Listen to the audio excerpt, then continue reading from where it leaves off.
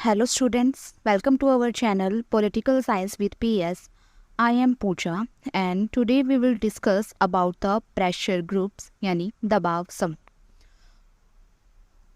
तो दबाव समूह जो होते हैं वो हर एक देश में पाए जाते हैं और इन्हीं दबाव समूह के बारे में आज हम डिस्कस करेंगे। अगर आप इस वीडियो का PDF पाना चाहते हैं तो हमारे टेलीग्राम चैनल को ज्वाइन करें। टेलीग्राम का लिंक वीडियो के डिस्क्रिप्शन बॉक्स में दिया गया है। चलिए स्टार्ट करते हैं आज का हमारा टॉपिक प्रेशर ग्रुप्स यानी दबाव समूह। जैसा कि हम सभी जानते हैं कि वर्तमान युग लोकतंत्र का युग है और लोकतंत्र ने राजनीतिक दलों के विकास में सहायता दी है। जैसे कि हमने इससे पहले वाली वीडियो में डिस्कस किया था कि लोकतंत्र में राजनीतिक दल जो होते हैं वो राजनीतिक दल लोकतंत्र की रीढ़ की हड्डी होते हैं। तो लोकतंत्र ने राजनीतिक दलों के विकास में सहायता दी है, लेकिन राजनीतिक दलों के अलावा भी सरकार की नीतियों को प्रभावित करने वाले कुछ अन्य समूह भी होते हैं जो जनता के सामने प्रत्यक्ष रूप से कार्य नहीं करते हैं बल्कि अप्रत्यक्ष रूप से कार्य करते हैं और सरकार को प्रभावित करते हैं। ऐसे समूहों को ही हित समूह या दबाव समूह कहते हैं। लोकतंत्र में प्रत्येक नागरिक को कुछ स्वतंत्रताएं दी जाती हैं। जैसे हमारे संविधान में भी व्यक्तियों को स्वतंत्रताएं दी गई हैं, मौलिक अधिकारों में स्वतंत्रता का अधिकार भी दिया गया है और इसमें अभिव्यक्ति की स्वतंत्रता प्रमुख होती है। जैसे कि हमारे संविधान के आर्टिकल 19 में अभिव्यक्ति की स्वतंत्रता दी गई है। जब नागरिक अपने विचारों की अभिव्यक्ति सामूहिक रूप से मिलकर समूह में अपनी विचारों की अभिव्यक्ति करने लगते हैं तो उससे एक साहचर्य का जन्म होता है और यही साहचर्य जब अपने उद्देश्यों की प्राप्ति के लिए राजनीतिक प्रक्रिया को प्रभावित करने लगता है तो इसे हित समूह का नाम दिया जाता है। और जब ये हित समूह सरकार की निर्णय प्रक्रिया पर अपना दबाव बनाने में सफल हो जाता है तो उसे दबाव समूह की संज्ञा दी जाती है। हित समूह का उद्देश्य केवल इतना होता है अपने हितों की रक्षा करना, लेकिन जब वो अपने हितों की रक्षा करने के लिए, अपनी बात मनवाने के लिए सरकार पर अपना दबाव बनाने लग जाते हैं तो वे हित समूह दबाव समूह का रूप ले लेते हैं। हित समूह और दबाव समूह का जन्म जो है वो अमेरिका में हुआ था, लेकिन अब ये लगभग सारे लोकतांत्रिक देशों में पाए जाते हैं। S.E. फाइनर का कहना है कि सभी उदारवादी लोकतंत्रों में जनता के प्रतिनिधित्व के एक नहीं बल्कि दो लोकप्रिय मार्ग हैं। राजनीतिक दल और निर्वाचन प्रक्रिया पहला मार्ग है और दबाव समूह दूसरा मार्ग है। जनता के प्रतिनिधित्व का दूसरा मार्ग है दबाव समूह। अब हम दबाव समूह का अर्थ और उसकी परिभाषा देख लेते हैं। साधारण शब्दों में दबाव समूह लोगों के उस संगठित समूह को कहा जाता है जो अपने सदस्यों के हितों की पूर्ति के लिए सरकार के निर्णयों को प्रभावित करते हैं। यद्यपि दबाव समूह के लिए कुछ विद्वान हित समूह का प्रयोग भी करते हैं, लेकिन बिना राजनीतिक प्रक्रिया को प्रभावित किए कोई भी हित समूह दबाव नहीं कहला सकता है। जब वो सरकार पर दबाव डालता है, राजनीतिक प्रक्रिया को प्रभावित करता है, केवल तभी दबाव समूह कहला सकता है। हित समूह में प्रभावकारिता की शक्ति आ जाने पर ही वह दबाव समूह का रूप ले लेता है और यही प्रभावकारिता समूह के हितों को प्राप्त करने में भी मददगार साबित होती है। H. जिगलर का कहना है कि दबाव समूह एक ऐसा संगठित समूह होता है जो अपने सदस्यों को औपचारिक सरकारी पदों पर नियुक्त किए बिना सरकारी निर्णयों को प्रभावित करने का प्रयास करता है। दबाव समूह के जो सदस्य होते हैं वो औपचारिक सरकारी पदों पर नियुक्त नहीं होते हैं बल्कि उन पर नियुक्त हुए बिना ही सरकारी निर्णयों को प्रभावित करने का प्रयास करते हैं। C.H. ढिल्लो का भी यही कहना है कि हित समूह ऐसे लोगों का समूह है जिनके उद्देश्य एक समान होते हैं। जब हित समूह अपने उद्देश्यों की पूर्ति के लिए सरकार से कुछ चाहने लगते हैं या उन पर दबाव बनाने लगते हैं तब वे दबाव समूह कहलाते हैं। इन परिभाषाओं के आधार पर ये निष्कर्ष निकलता है कि दबाव समूह ऐसे व्यक्तियों का संगठन है जिनके हित समान होते हैं और वे अपने हितों की रक्षा के लिए ही सरकार की नीतियों को प्रभावित करते हैं। तो अब हम दबाव समूह के प्रकार देख लेते हैं कि दबाव समूह कितने प्रकार के होते हैं। आलमंड ने संरचना और हित संचारण के आधार पर दबाव समूह को 4 भागों में बांटा है। पहला प्रकार है संस्थात्मक दबाव समूह। आलमंड ने संस्थागत दबाव समूहों में उनको लिया है जो किसी राजनीतिक दल या अन्य समान हितों वाले वर्गों का भी प्रतिनिधित्व करते हैं। भारत में संसद, नौकरशाही, राजनीतिक दलों में ऐसे ही समूह पाए जाते हैं और इनका उद्देश्य सामाजिक और राजनीतिक हितों की पूर्ति करना होता है। ये दबाव समूह विकसित देशों में ज्यादा पाए जाते हैं। मजबूत संगठन के स्वामी होने के कारण ये हितों का स्पष्टीकरण करने में भी अधिक सफल रहते हैं। दबाव समूह का दूसरा प्रकार है प्रदर्शनात्मक दबाव समूह। प्रदर्शनात्मक दबाव समूह वे होते हैं जो भीड़, जुलूस या दंगों, धरनों और हड़तालों के रूप में अचानक ही राजनीतिक व्यवस्था में प्रवेश कर जाते हैं। इन्हें चमत्कारिक दबाव समूह भी कहा जाता है। ये दबाव समूह जो होते हैं वो अस्त व्यस्त प्रकृति के होते हैं। ये शासन तंत्र को भ्रमग्रस्त करके अपने हितों की प्राप्ति में सफल और असफल दोनों ही हो सकते हैं। कभी सफल हो जाते हैं तो कभी असफल भी हो जाते हैं। भारत, फ्रांस और इटली में इनका बहुत प्रभाव पाया जाता है। तीसरा प्रकार है समुदायात्मक।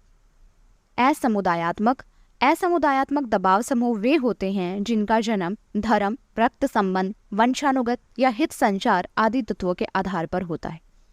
ये दबाव समूह धार्मिक नेताओं, विशिष्ट व्यक्तियों के द्वारा संगठित और असंगठित होते रहते हैं और इनकी प्रमुख विशेषता ये होती है कि ये हितों के साधन का काम लगातार ना करके समय समय पर करते हैं और आधुनिक युग में इनका महत्व भी सीमित है। चौथा प्रकार है समुदायात्मक दबाव समूह ऐसे समूह हैं जो विशेष व्यक्तियों के हितों का प्रतिनिधित्व करने के लिए औपचारिक रूप से संगठित होते हैं। श्रमिक संघ, व्यापारिक संघ इस प्रकार के दबाव समूह हैं।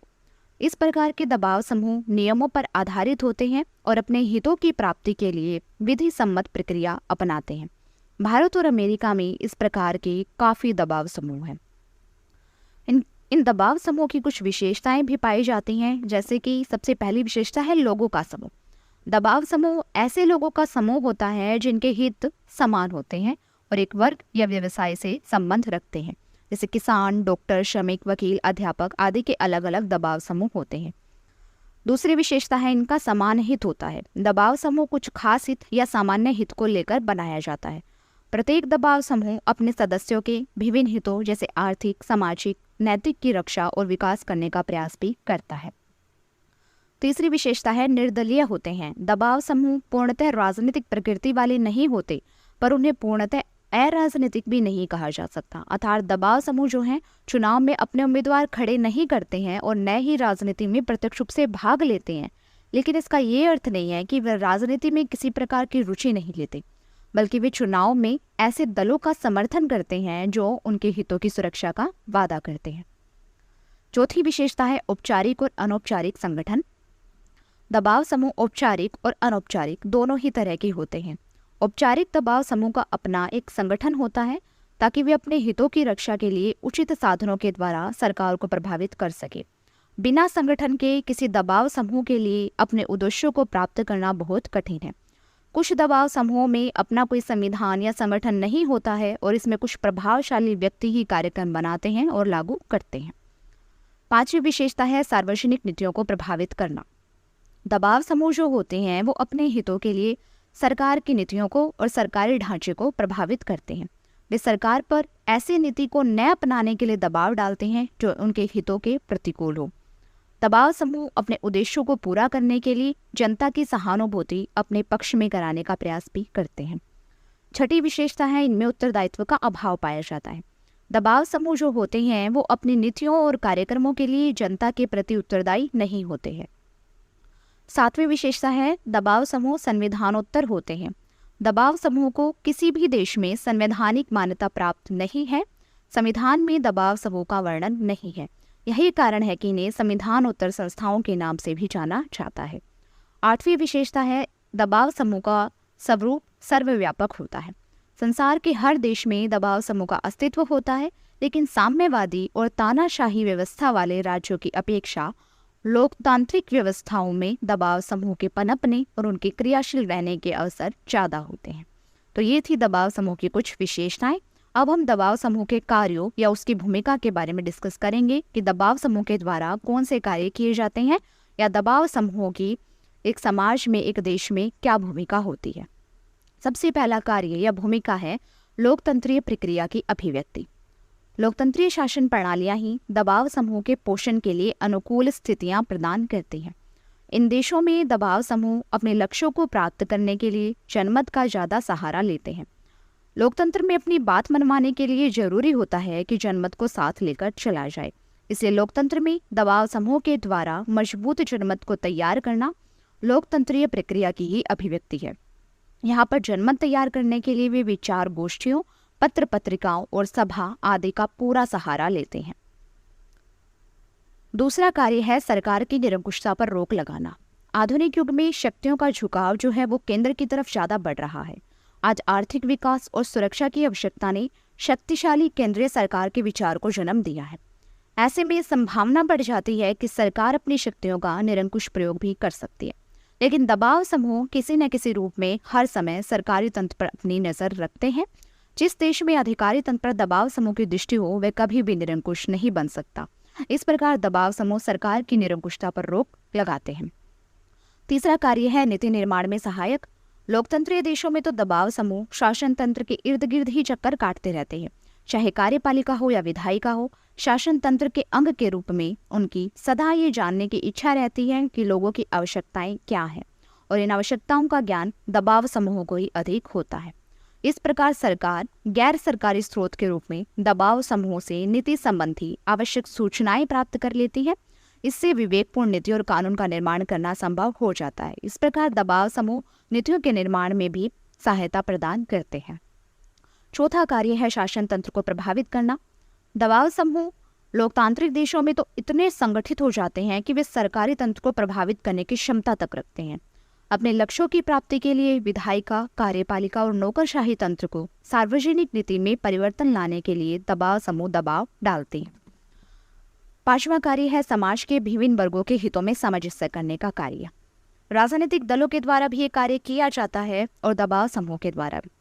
प्रत्येक समाज में किसान, श्रमिक, व्यापारी, मजदूर, जाति समुदाय, धार्मिक समुदाय, विद्यार्थी, स्त्री आदि के अपने अपने हित होते हैं, जिनकी पूर्ति के लिए ये समूह आपस में प्रतियोगिता करते रहते हैं। प्रत्येक समूह एक दूसरे पर नियंत्रण का कार्य करता है और अपने से विपरीत समूह को इतना शक्तिशाली नहीं बनने देता कि वह निजी स्वार्थों का केंद्र बन जाए। इस प्रतियोगी व्यवस्था में समाज में संतुलनकारी प्रवृत्तियां पनपने लगती हैं और समाज के सभी वर्गों के हितों में सामंजस्य भी बना रहता है। इससे समाज विघटनकारी शक्तियों से निपटने में सक्षम हो जाता है। तो इस प्रकार समाज में समन्वय स्थापित करने का कार्य भी दबाव समूह के द्वारा संपन्न किया जाता है। छठी भूमिका या कार्य है जनता और सरकार में कड़ी का काम। राजनीतिक दल भी जनता और सरकार में कड़ी का काम करते हैं, साथ ही साथ दबाव समूह भी जनता और सरकार को जोड़ने वाली कड़ी है। जनता की मांगों को समूहीकरण के रूप में दबाव समूह ही सरकार तक पहुंचाते हैं और नीति निर्माण करते समय दबाव समूह के द्वारा जो सूचनाएं उपलब्ध कराई जाती हैं उन पर ज्यादा ध्यान दिया जाता है। इस तरह दबाव समूह जनता और सरकार को जोड़ने का काम करते हैं। इस प्रकार हम कह सकते हैं कि दबाव समूह सार्वजनिक नीति को प्रभावित करने के लिए अपना महत्वपूर्ण योगदान देते हैं, लेकिन फिर भी इनकी भूमिका की आलोचना की जाती है। आलोचकों का ये कहना है कि दबाव समूह जो होते हैं वो एक विशिष्ट हित को लेकर ही सरकार के पास जाते हैं। दबाव समूह का सामान्य हित से कोई लेना देना नहीं होता, वो केवल अपने विशिष्ट हितों को भी सरकार के पास ले जाते हैं और उन्हें पूरा करने की मांग करते हैं। दूसरी आलोचना है कि कई बार ये दबाव समूह अहिंसक साधनों का भी प्रयोग करने लगते हैं, जिससे राष्ट्रीय संपत्ति को हानि होती है और समाज की एकता व शांति भी भंग हो जाती है। इसलिए समय की मांग है कि दबाव समूह की निरंकुशता पर रोक लगाई जाए, नहीं तो ये समाज और सरकार दोनों के लिए ही गंभीर खतरा उत्पन्न कर देंगे। इसलिए राजनीतिक व्यवस्था को गतिशील बनाने में इनकी जो भूमिका है उसको नकारा नहीं जा सकता। केवल इसकी निरंकुशता की प्रवृत्ति पर यदि रोक लगा दी जाए तो ये दबाव समूह लोकतांत्रिक शासन प्रणाली वाले देशों में अपनी महत्वपूर्ण भूमिका निभा सकते हैं। तो आज की क्लास में हमने दबाव समूह के बारे में डिस्कस किया, उसकी अर्थ और परिभाषा के बारे में, दबाव समूह के जो 4 प्रकार हैं उनके बारे में, साथ ही साथ दबाव समूह की विशेषताओं और उनकी कार्यों के बारे में भी डिस्कस किया है। तो आज की क्लास में इतना ही। मिलते हैं नेक्स्ट क्लास में एक नए टॉपिक के साथ। Thank you.